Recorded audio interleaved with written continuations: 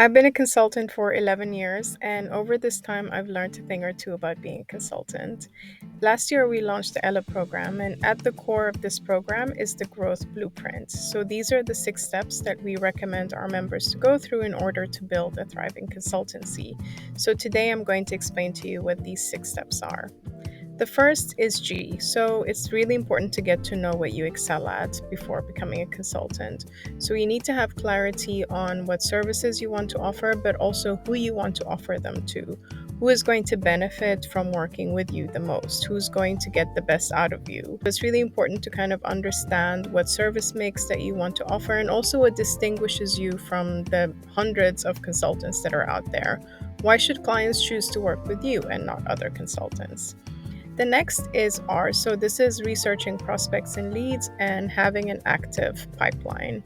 So this requires a few things. It requires keeping up to date with the market, with what's going on, making sure that you're interacting with different people at all times.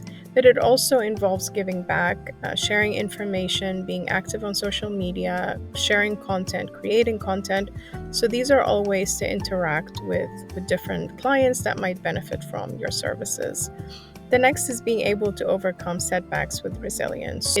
Things are not always going to go really well or as expected or as planned. So it's really important to just have a strategy to deal with these tough situations. You might put in a lot of time, days and days at work and effort to put together a tender, to put together a bid, and it gets rejected, right? So what are you going to do then? This can be very disheartening, especially when you're starting out. The win rate is usually not super high, so then it's really important to be able to have a strategy of what you're going to do in those times so you don't face like a huge setback and just give up altogether. The next is winning new business consistently. So some of the things we work on is being more targeted and strategic about the opportunities that we go after. Some things might seem really great and exciting, but they're not necessarily a good fit for us, or we're not the right kind of consultant for them. So being able to come up with a system and a strategy of how to go after the right opportunities is then also going to improve the win rate, because then you're going after the right things that are, best suited for you. The next is telling your story and sharing your point of view, especially for the demographic that we work with. Showing up online is usually not super comfortable for a lot of our members, but this is something that we try to work with in different ways. There are many, many ways of showing up and telling your story.